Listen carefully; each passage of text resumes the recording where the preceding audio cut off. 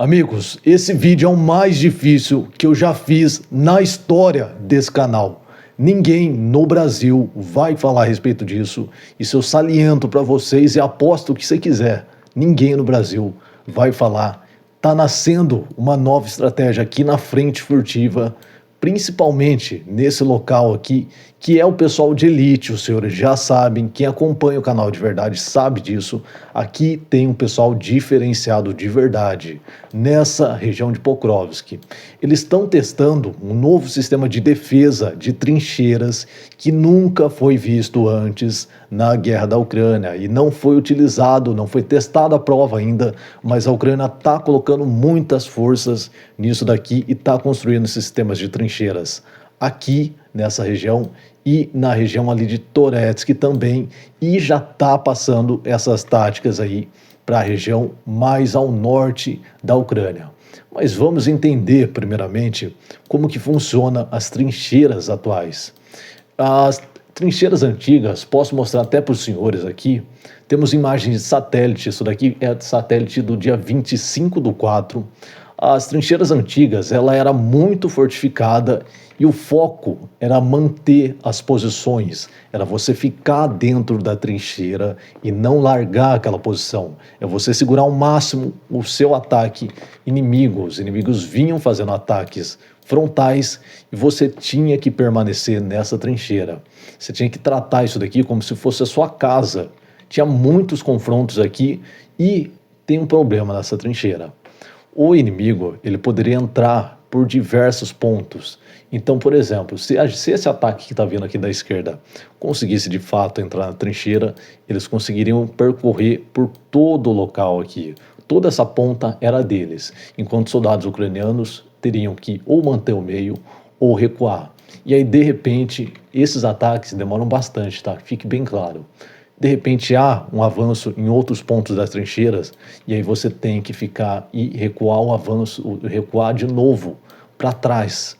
Então o inimigo conseguia conquistar toda a parte da trincheira e você manteria isso daqui por 2, 3, 8 horas em uma guerra dentro do buraco, porque do outro lado ali, a poucos metros de distância, tinha inimigo te esperando, um com medo de avançar e o outro parado, só esperando o avanço. Caso não acontecesse esse avanço, os ucranianos faziam uma troca de posição e partiam para a trincheira do lado, manteriam a posição dessa trincheira e continuavam a fortificar caso desse certo. E você vê isso daqui várias vezes, ó. As trincheiras são uma do lado da outra justamente para facilitar essa troca de posições entre diferentes trincheiras. Só que aí você abandona essa trincheira que é completamente dominada pelo inimigo e tem um problema. Se você está abandonando uma posição forte próxima da sua, o inimigo tem agora uma posição para ataque de vocês. Aqui no meio dessa trincheira, vocês senhores conseguem perceber, esses pontos são pontos de ataques de artilharia. Então aqui eram os locais onde os ucranianos traziam as armas de artilharia para fazer ataques longos, fazer ataques de mísseis a longa distância, lançar ataques a partir daqui com o sistema de artilharia. E isso tudo muda nesse novo estilo de trincheira. Aqui eu posso até mostrar para os senhores. Esses pontos aqui que os senhores estão vendo são esses novos tipos de trincheira. Aqui tem uma diferença grotesca. Essas trincheiras foram construídas em 2024 e 2023 e esses daqui que eu estou circulando agora são as trincheiras de 2025, todas desse ano, isso eu te garanto, tá? Todas as trincheiras que eu estou circulando aqui, essas pequenas, quase imperceptíveis, são desse ano. E que a diferença é essa? O foco agora não é mais segurar a posição. O foco agora é justamente o ataque. Não é só segurar como sistema de defesa, mas você conseguir concentrar forças em um único local. Essa é a diferença total e muda o jeito dessa guerra. A gente tem alguns relatos históricos a respeito disso daí. Eu consigo ver alguma comparação em 1965. Tivemos aí a Batalha de Vale de Ladrang, se os senhores quiserem pesquisar, inclusive, a respeito disso. É concentrar fogo quando necessário. Então, ao invés de quando houver um ataque inimigo aqui, ao invés de você se manter nesse buraco aqui, você faz um avanço, né? Imagina aqui, se os ucranianos conseguem fazer essa retirada de tropas para partir de em outra trincheira ainda maior, e aí novamente teremos o ataque russo e aquele negócio que eles dominam metade, eles seguram, parte para outra. Ao invés de fazer isso, os ucranianos vão fazer o recuo em trincheiras extremamente localizadas. Então você concentra o poder de fogo em um único local. E está acontecendo isso aqui em construção massiva. Muitas coisas acontecendo mesmo. Vou te mostrar as imagens aqui. Essa daqui é a região de Pokrovsk. Todas essas trincheiras aqui que os senhores veem, vou circular para ser mais específico ainda. Tudo isso daqui que os senhores veem, até mais ou menos Slavianka ali, tudo isso daqui foi construído esse ano, 2025. Todas as posições foram construídas em 2025. Dá para entender isso daqui? É difícil fazer análise dessas novas trincheiras agora, porque elas são extremamente pequenas. Em locais satélites, como eu estou te mostrando aqui, é quase imperceptível. Isso daqui é tudo trincheira.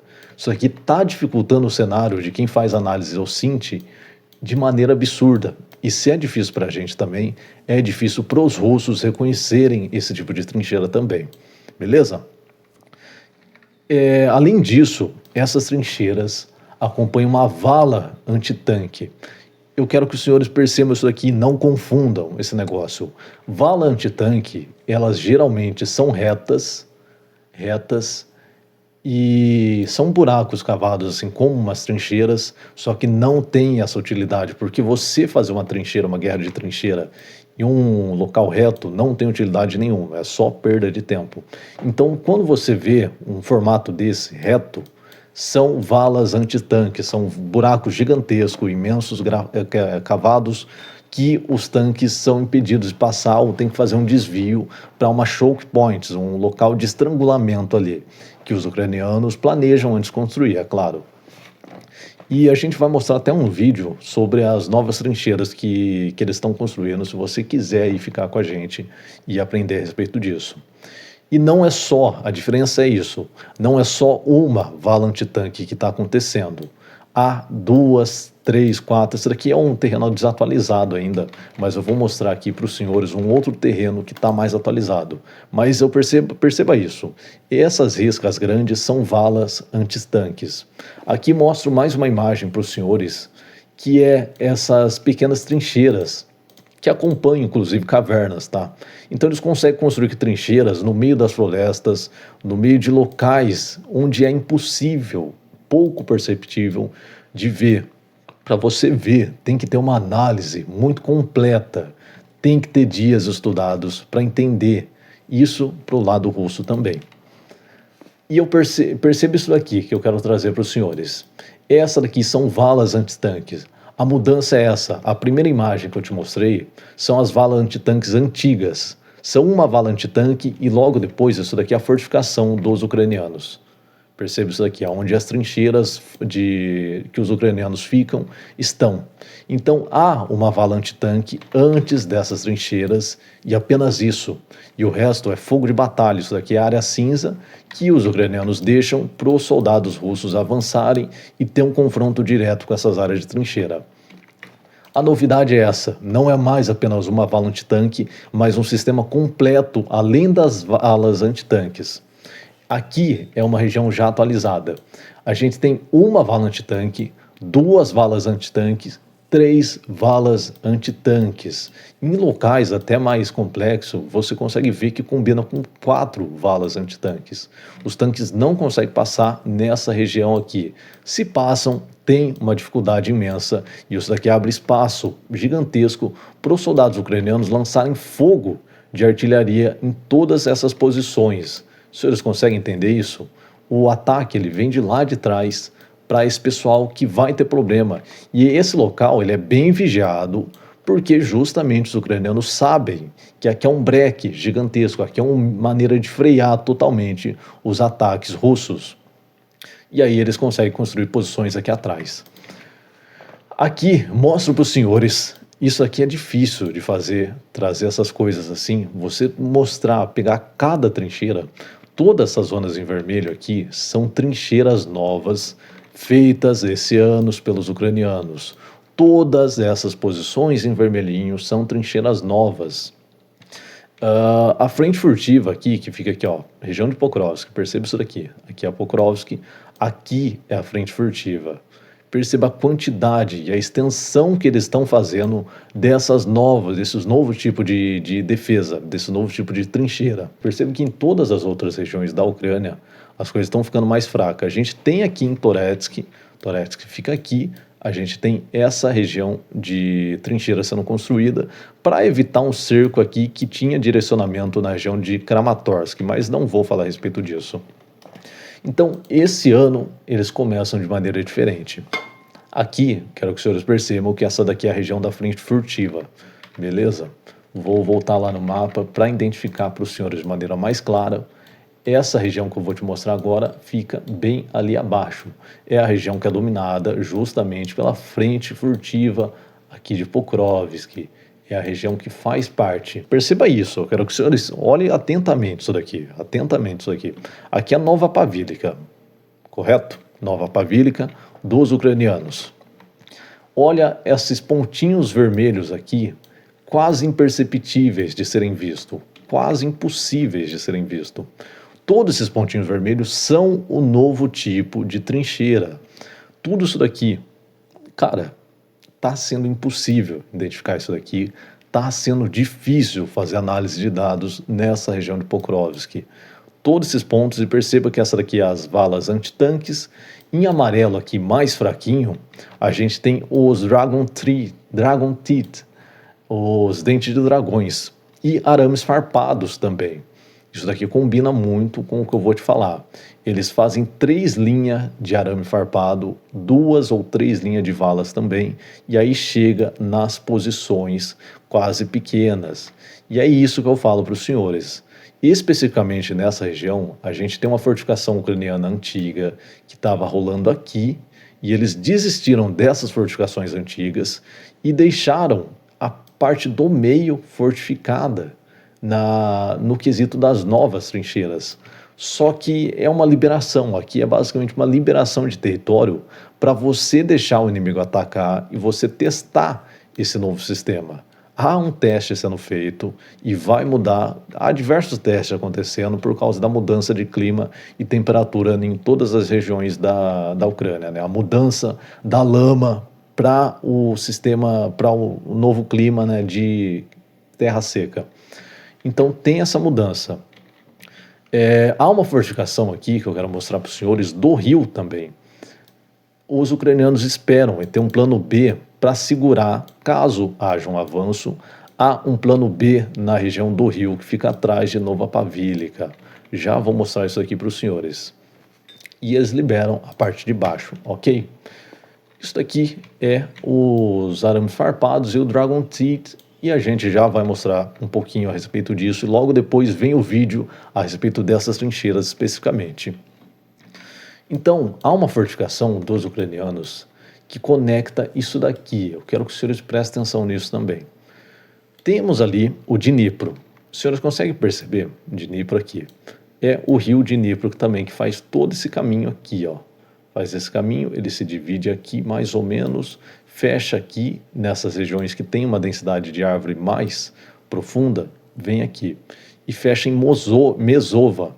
Em Mesova, a gente tem uma série de defesas para parar. A Mesova, ela fica um pouquinho antes de Nova Pavílica. O exército ucraniano não quer deixar eles chegarem até aqui. Se o exército russo conseguir de fato fazer um avanço a longo prazo, isso eu estou dizendo. Por isso que eu digo que ninguém vai falar a respeito disso, porque isso aqui vai demorar bastante tempo ainda. Se o exército russo conseguir um avanço, conseguir atravessar esses novos sistemas de Nova Pavílica, aqui há uma intensificação gigantesca de defesa sendo construída. Temos aí aproximadamente 3 linhas de defesas bem fortificadas nessa região de Mesova. Enquanto aqui em Nova Pavílica, a gente tem aquele fecho aqui nos 2 lados, e as novas trincheiras, o novo sistema feito aqui e um único sistema de defesa fechando Nova Pavílica. Tudo isso concluindo aqui, só para concluir isso daqui, tudo isso fechando nesse foco de defesa do rio Dnipro. Ele vem, fecha aqui, vai Nova Pavílica, Mesova, que combina também com essa parte aqui do ataque rápido, que acontece aqui em Pokrovsk. O objetivo total disso daqui é fazer os russos não conseguir completar uma pinça que eles estavam querendo fazer e chegar em Kramatorsk, que eles gostariam muito de fazer, e eles estão intensificando os ataques nessas regiões aqui, porque não deu certo, né? Na frente furtiva não deu certo, mas o objetivo principal deles mesmo era fazer um ataque nessas duas pontas aqui, e eles conseguiram dominar toda essa área e futuramente uma fortificação para tomar Sloviansk e Kramatorsk, todos esses ataques aqui. E as forças russas focaram em locais que não tinha muita defesa ucraniana, que eram as partes do meio da pinça. Então toda essa área aqui, ela foi esquecida por conta dos ataques, contra-ataques muito mais pesados da região da frente furtiva. Os soldados russos atualmente estão focando muito no meio dessa pinça e também aqui, nesse canto aqui, eles estão fazendo esse foco geral. E agora nasce uma nova frente aqui na região de New York, que fica ao lado de Toretsk. A região de Toretsk recebe reforço, só que essa região acontece vários ataques nesse presente momento que eu gravo esse vídeo, inclusive, há vários ataques e vários focos de ataques nessa região. Os soldados russos estão querendo bastante tomar essa região ao lado de Toretsk, porque eles perceberam também que há uma fortificação nascendo aqui. Então eles querem pegar o máximo de território possível, enquanto os soldados ucranianos tentam aí fazer um desvio de tropas, porque todas essas trincheiras têm que ser cavadas por pessoas em geral. Tudo isso aqui há desvio de tropas por conta disso. E os soldados russos, obviamente, estão tentando aproveitar essa fraqueza. Se eles vão conseguir, eu não sei de fato. Acredito que não. Não nas áreas principais aqui, como Toretsk, a frente furtiva, e aqui também, não, mas aqui no meio, talvez consiga sim, mas é uma área de não muita importância. Os soldados russos estão atacando porque eles já tinham uma vantagem de terreno. Esse terreno aqui que ocorre bem no meio dessas pinças, são terrenos de aclive, ou seja, eles estão numa posição mais alta, maior. Acho que no mapa não vai dar para os senhores perceber, mas tem uma diferença bem leve de terreno aqui. Eles estão em uma posição maior em questão de terreno, e aí eles estão aproveitando isso aqui para fazer avanços. Esses avanços já aconteceriam naturalmente se eles conseguissem pegar as duas pontas da pinça. Por isso que não havia um foco russo no meio e havia sim um foco ucraniano no meio. E essa é uma mudança que eles fazem. Eles percebem que não estão ganhando as duas pontas da pinça, principalmente nessas regiões de Pokrovsk e Toretsk, e há um avanço no meio. E isso faz desvio de tropas e tem uma rotação gigantesca de tropas acontecendo aqui. Temos também fortificação, além de Kostia, temos fortificação aqui na área de Siversk. É uma batalha que dura aí 3 anos já. São 3 anos de guerra nessa batalha de Siversk. Dura muito tempo e os ucranianos aproveitam isso para tentar fazer uma fortificação ainda maior aqui nessa região. Em Siversk a gente tem novamente 3 valas antitanques gigantescas que cobrem a cidade e vem até um pouquinho mais para trás aqui, fechando a região de Lyman, só que há um esforço gigantesco ucraniano voltado para cá também. Então, provavelmente, assim que eles finalizarem a região de Pokrovsk, vai ter uma mudança aqui e os soldados ucranianos vão tentar fortificar a região de Siversk, ok? Vou mostrar aqui para os senhores as imagens. Essa aqui, né, que eu já falei para os senhores, que é uma linha de defesa de dentes de dragões. Perceba a quantidade, né, de arames farpados, são 3 linhas de defesa de arames farpados. Aqui na frente a gente tem uma barricada de defesa de artilharia, para o pessoal de artilharia vir conseguir fazer ataques a longa distância. Tem um blur na imagem para não conseguir identificar o local. Não se preocupe em relação às informações que eu estou te trazendo, porque isso daqui é bastante já sabido por parte tanto da defesa ucraniana, óbvio, mas por parte russa também. Então não é uma novidade para o pessoal que tem o sistema de defesa de inteligência e todo esse sistema, né, de reconhecimento. Não é novidade, a novidade é isso daqui, a análise de dados OSINT, por fora desse sistema de inteligência, análise de dados por pessoas comuns que tentam fazer e trazer esse conteúdo, ok? E aqui eu quero mostrar para os senhores, essa daqui é a nova trincheira sendo construída. Inclusive até esqueci de comentar isso daqui. Nas linhas de árvores que os soldados ucranianos estão defendendo, então, novamente, a gente tem, né, a vala na frente das árvores, você enche, né, depois dessa vala você enche a região com arame. Então vamos pegar aqui um exemplo bem simplificado aqui mesmo.